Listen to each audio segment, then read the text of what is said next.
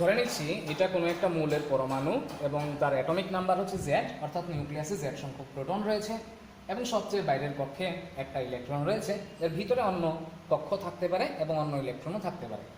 আমরা ধরে নিচ্ছি এই যে কক্ষপথটা আমরা লিখলাম সেটা হচ্ছে আউটার মোস্ট শেল, সবচেয়ে বাইরের কক্ষপথ। এবার স্বাভাবিকভাবেই তার নিউক্লিয়াস এই ইলেকট্রনকে আকর্ষণ করে। এই নিউক্লিয়াস এই ইলেকট্রনকে আকর্ষণ করলেই কিন্তু তার নিউক্লিয় চার্জ অর্থাৎ আকর্ষণ করার ক্ষমতা কিন্তু শেষ হয়ে যায় না। অ্যাকচুয়ালি যেমন আমরা দেখেছি অক্সিজেনের যে সবচেয়ে বাইরের ইলেকট্রনটা, সেই ইলেকট্রনের জন্য ইফেক্টিভ নিউক্লিয় চার্জ বা কার্যকরী নিউক্লিয় চার্জ সেটা হচ্ছে 4.55।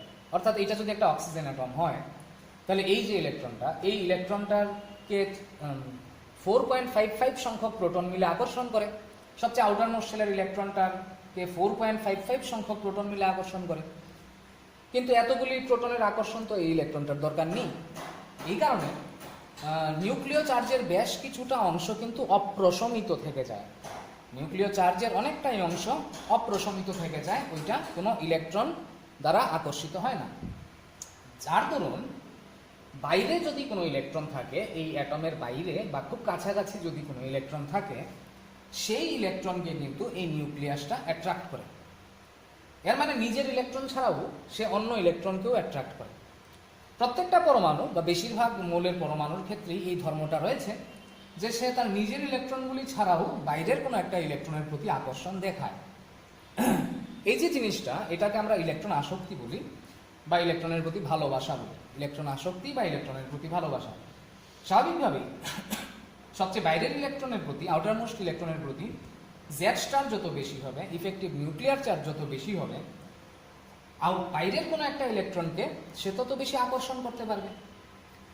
তো অ্যাকচুয়ালি যখন সে ইলেকট্রনটাকে অ্যাট্রাক্ট করবে, তাহলে এই ইলেকট্রনটা বাইরে থেকে অ্যাট্রাকশন পেয়ে এই পরমাণুর রেঞ্জে চলে আসবে এবং পরমাণুর মধ্যে চলে আসবে। এই অবস্থায় নিউক্লিয়াসের যে অ্যাট্রাকশন পাওয়ারটা, যেটা আনইউজড ছিল, যেটা ব্যবহার হচ্ছিল না, সেটা কিন্তু এখন প্রশমিত হয়ে গেল। ফলে এটা স্থায়িত্ব লাভ করলো, সিস্টেমটা স্থায়িত্ব লাভ করলো।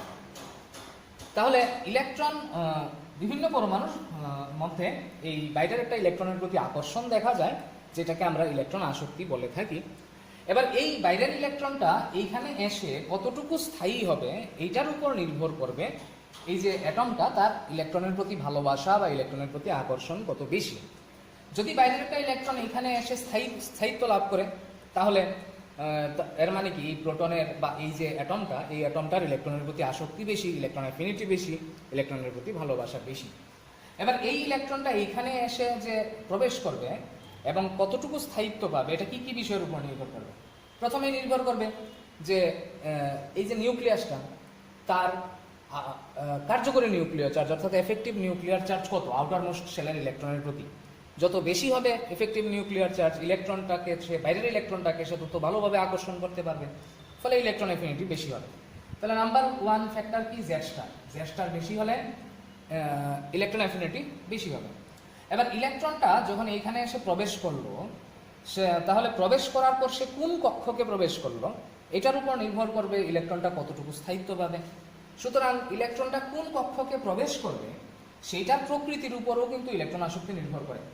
সুতরাং কক্ষকের প্রকৃতির উপর ইলেকট্রন আসক্তি নির্ভর করবে। আর কি বিষয়ের উপর নির্ভর করবে? এই ইলেকট্রনটা যখন এসে প্রবেশ করলো, তার ইলেকট্রনিক কনফিগারেশনটা কি হবে, তার ইলেকট্রন বিন্যাসটা কি হবে। সেই ইলেকট্রন বিন্যাস যদি স্থায়ী হয়, তাহলে বাইরের ইলেকট্রনটা এখানে এসে সহজে প্রবেশ করতে পারবে।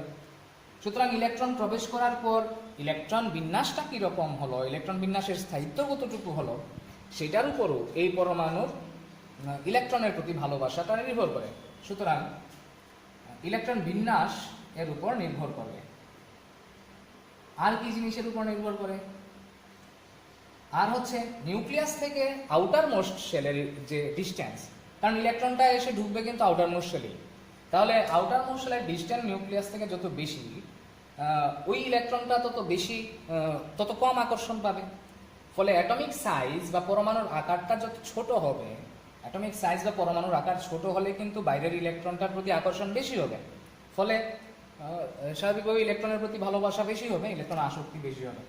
সুতরাং পারমাণবিক আকারের উপরও কিন্তু নির্ভর করে এই ইলেকট্রন আসক্তি, পারমাণবিক আকার। নর্মালি যখন আমরা পর্যায় বরাবর আর গ্রুপ বরাবর দেখি, অ্যাক্রস এ পিরিয়ড আর ডাউন এ গ্রুপ যখন আমরা দেখি, তখন কিন্তু আমরা শুধু জেড স্টার আর অ্যাট্রাকশন ফোর্স দিয়েই ব্যাপারটাকে আলোচনা করি।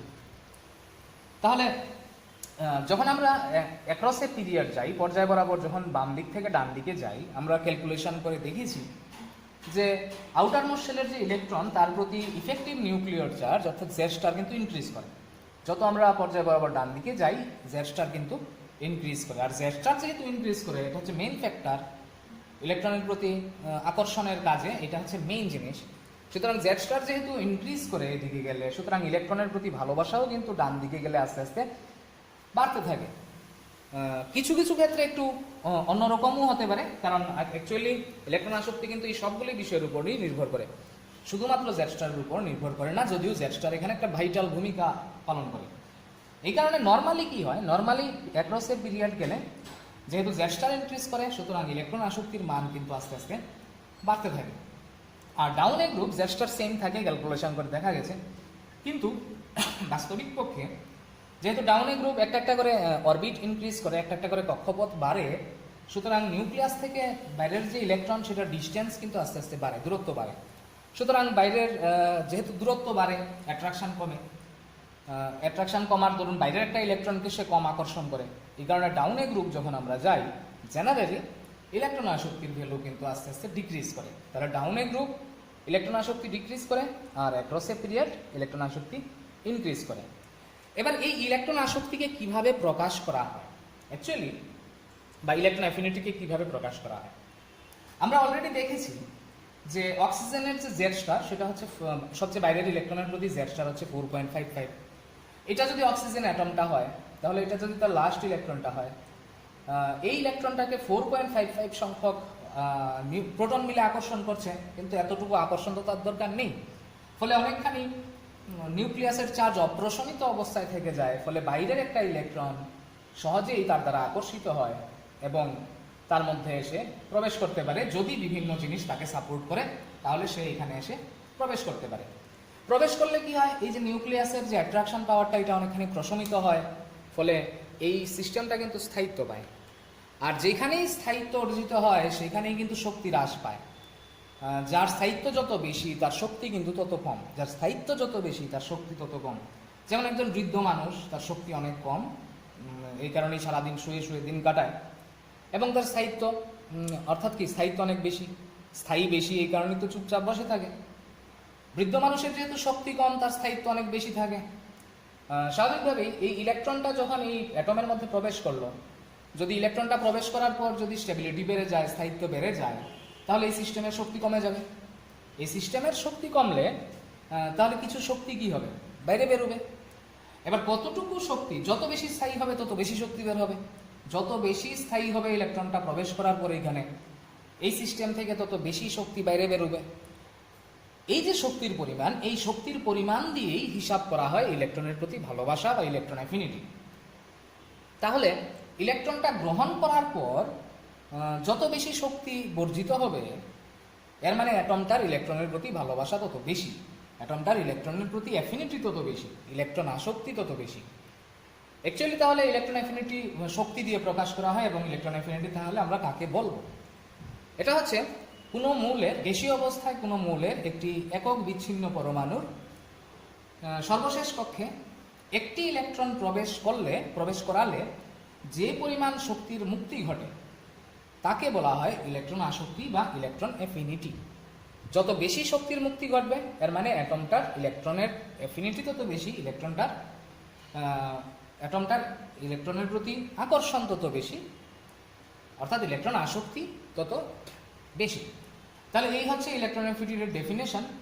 এবার ইলেকট্রন অ্যাফিনিটি কীরকমভাবে পিরিয়ডিক টেবিলে আরও চেঞ্জ হয়, এটা আমরা দেখবো আরেকটা ভিডিওতে। সবাই ভালো থাকবে, চাই।